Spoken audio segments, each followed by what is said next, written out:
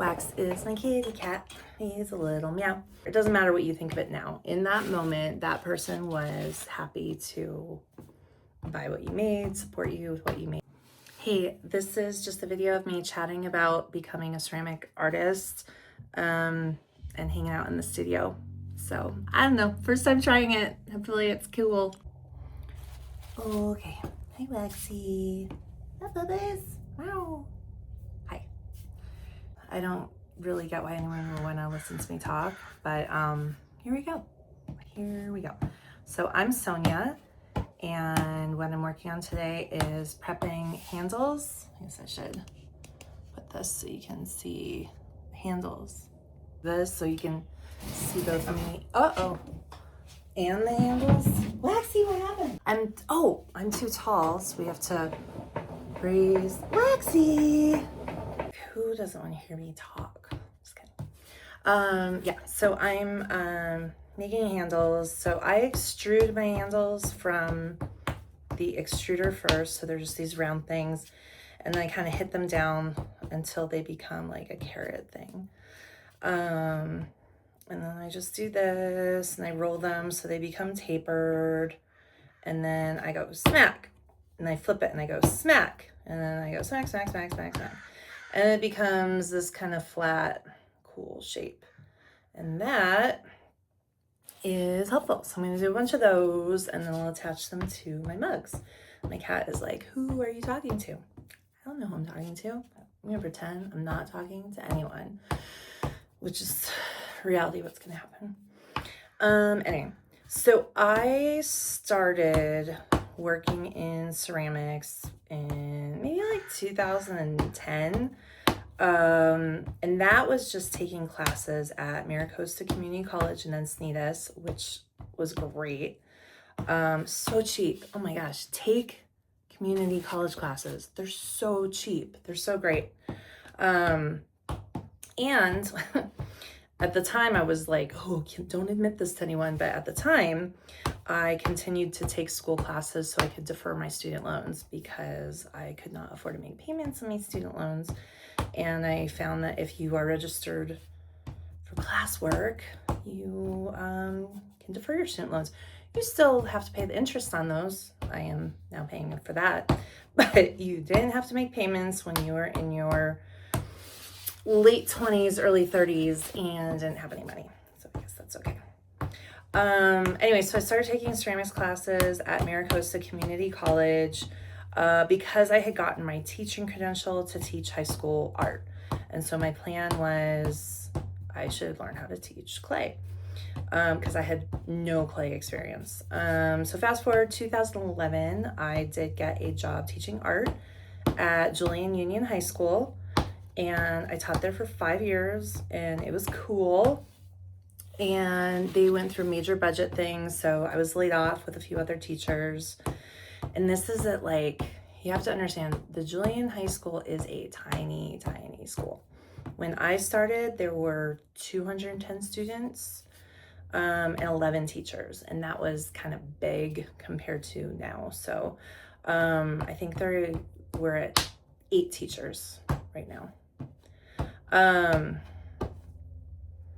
So anyway, so I taught there, and then kind of just through teaching became better, became more interested in it. I started buying what equipment I could with my salary. I'd just buy I bought a wheel, I bought this, and so I just kind of started collecting what I could. And then was laid off, but also got married and then was running my own business. So I actually started selling my pottery out of Crow and Lilac, which is a store that still exists in Julian. It's now on its 3rd owner. So it's kind of cool. I started that and now it is on owner number 3. And I think she's doing great. I think she's made it into a really, really beautiful space. So, I mean, that's just really cool. It also sells like body products and stuff like that. And I think most of them are still all my recipes that I created. So anyway, if you've ever shopped there, thank you so much. So I was able to start selling my products out of Crow and Lilac. and made a lot of like interesting pottery. I am not sure. Yeah, that's a whole nother story. So there's like this thing, I've asked people a lot about like, oh my God, do you ever just cringe about the old stuff that you made, like your old, whatever, anything, you're cooking from when you served dinner to people and you were like, oh God, I didn't know what I was doing. But with pottery, I've definitely made some funny stuff that people paid for. And I think like, oh God, I feel so bad. But what someone said to me that I really appreciated is that people saw value in what you created. And it didn't matter. It doesn't matter what you think of it now. In that moment, that person was happy to buy what you made, support you with what you made. So it's okay. Anyway, I have continued to practice out of my home. I did build a studio that we're in, and that was during COVID times. And that is when I was really able to start pushing my production. So before that, I was working outside and everything was drying out. It was really awful. Now I have a few ideas of how I'd approach that differently. So maybe I'll make a video about like, if you have to work outside, here's how I would do that. So anyway, I've been working out of this studio now for about 6 years, very slowly growing my business. It's been cool. I've been doing a lot of wholesale orders, a lot of custom orders. And then this past year, I kind of made my first foray into Etsy. Like I'd never really tried to do much with that before. And I was really surprised. There was a lot of, like, I did well. I couldn't keep up with it at all. So that was rad. So now I've got Etsy on my mind because I still haven't come back from that. And the reason why is because I went back to teaching full time this past year. So I built up this whole pottery business, and then the school, Julian High School, reached out to me and they were like, hey, we need an art teacher because we have a population growth. We have a surge in population. We need another teacher. And I was like, okay, cool. And so I thought, you know what? Okay, let's do this. I'll teach. I'll do pottery after school on the weekends, whatever, no big deal. Oh my God. I don't know if I am a complete dummy or what, but I forgot, first of all, how hard teaching is. It's really hard on a good day. Just because constant giving of energy, nonstop. You are needed by 100 people every 5 seconds. I mean, it's not even a joke. That's not an exaggeration. If you have never spent time at a high school and you have opinions about teachers, about what they do, about their job, I highly recommend spending some time in a high school because it is like one of the most, it is an insane job. So I went back to teaching for a year and I was like, yay, I'm going to work after school and blah, blah, blah. And I basically like for the whole school year came home and stared at a wall. That was it. That was all I could muster. I couldn't do anything else. I maybe got in the studio like 2 or 3 times in 10 months, like 10 months, completely drained. And it was so hard that I was like, what is it me? Like, what is it? So I'm in my 40s. So probably some perimenopausal stuff. And I was like, this is really hard. And I was seeing all these Instagram videos of like, you're in your 40s and perimenopausal and you have ADHD. Here's what you look like. And I related to all of those way too much to where I finally thought, maybe I should actually go get diagnosed. So I went to a psychologist and I got diagnosed with ADHD. I got diagnosed with level 1 autism. And I was like, maybe this is why this job is so hard, because of all these things that are on top of this insane job. I have such a, I love teaching. And one of the things I was really excited about this year was I got to kind of redeem myself in my own mind. I had left teaching previously. So I taught from 2011 to 2016. And I had left teaching during that time thinking I was kind of a bad teacher. I was like, God, I did so badly. I sucked. And I was a brand new teacher too, and I was young. So I didn't have anywhere near as much patience or like understanding that I now do about behavioral issues, why kids do the things they do and stuff like that. So I was thrilled this year to be able to go back into the classroom and affirm that I'm a good teacher. I do know what I'm doing. I am very, but it takes everything from me. Like, in a way, I've gone backpacking, multiple day backpacking trips where I was crying by the time we got to the campsite. And this still was I was more exhausted for the entire 10 months than I was on that day when I was crying after a 12 mile day. We decided to skip our first campsite, so we hiked an extra like 5 miles. That was fun. It was actually a great day. Anyway, yeah, so it was so draining. Like, the teacher burnout thing is very real. And we live in this, everyone's like, oh, there's a teacher shortage. There's not a shortage of people willing to teach. There's a shortage of people who are willing to teach under these circumstances. Through exhaustion, through, just push. And everybody's push looks different, I think. Like, at this school, it's so small, so like everyone has to do a bunch of things to keep the school running.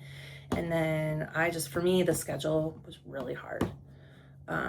It was like, I used to teach a block schedule, and that was like heaven.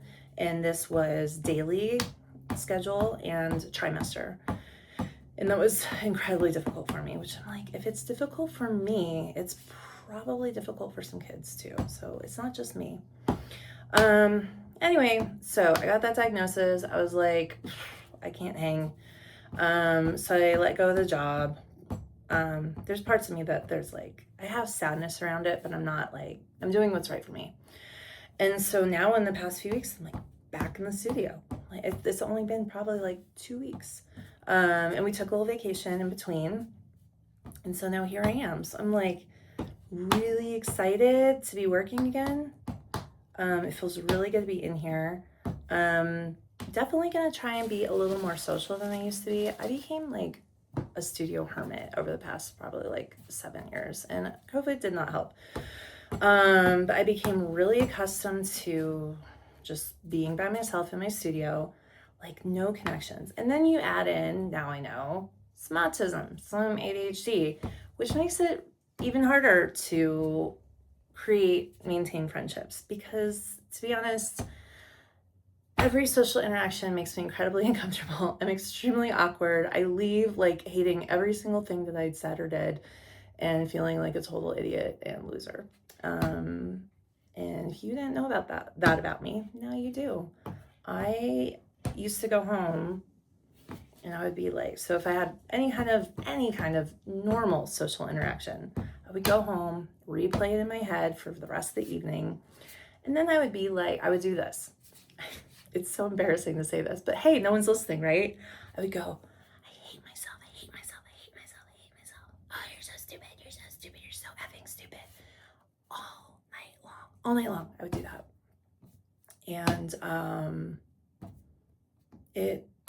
I've been doing that for most of my life. So I did actually get on medication for ADHD. I'm taking Vyvanse, and I love it. I'll talk more about that some other time, because I guess I'm supposed to keep these around 10 minutes. So I went on Vyvanse. I absolutely love it. But I will tell you, the most magical thing about it, I think, is the rumination. Those things I would say over and over again stopped. Completely stopped. I didn't even do anything. I didn't go home and I was I'm gonna take this pill and I'm not gonna ruminate anymore. And I was no ruminating, nothing. I didn't do anything. It just stopped. So that was incredibly magical. And that taught me a lot about how I think the brain works, in that there's a lot of it in our heads that is controlled by chemicals. There's so much of it that is not, you can't just push yourself to do better. You can't just outthink it. You can't just force it to work. Oh, It's all dry. I didn't make more slip. Let's see if I can get some real quick. Anyway, you can't just like force it to be better. And there, you know, people with ADHD and the autism, like level 1 autism, as it says on the interwebs, seem to be, this is way too dry, like frequently it seems like we have spent our lives pushing ourselves to fit in, to be perfect, to do the right thing, to like, to like whatever, I don't fit in, or to mask. Sorry, that's the word I was looking for, to mask. And so we're used to doing that, but to have this, like, I just take this little chemical that's a stimulant and it gives me a little hit of dopamine and norepinephrine, and then the behavior just changes like that. It's like a miracle. That's incredible. And I think it's really rewiring my brain, because now even on days when I don't take it, I don't have those ruminations anymore. Even when I'm hanging out with people, which is what triggers them, or even when I'm do something that might be kind of dumb, or send an email. Oh my God, anytime I send an email, I'd be like, oh, I sent an email. Let me think about 5,000 ways why that was dumb and I shouldn't have sent an email and I'm a stupid, terrible person. Don't even care anymore. Just send emails. So it's been really cool. So yeah, thanks 5 hands. Thanks all that. So anyway, that's my journey. Now I'm here working in the studio, and I would like to connect to people more, because studio work is lonely and it can get tedious, and so it'd be cool to, I don't know, like, what if there are others of us like this and we all just got together and we worked on our pottery during the day and we just had the camera on and we were like, hey, what up? This probably already exists. Anyway, all right, well, have a great day, you guys. Do you want to say hi? Come here. Just real quick, you may have noticed my Bridge 4 shirt. This is Sylphrena, and I love her very much. She's my new little baby. She's 1 year old. And over there in the corner is Lord Waxilium. So if you know who those people are, drop me a Bridge 4 in the comments. Oh, what happened? What happened, baby? I'm sorry. Anyway, drop a Bridge 4 in the comments. Sylphrena didn't like something I did. Sorry. Bye.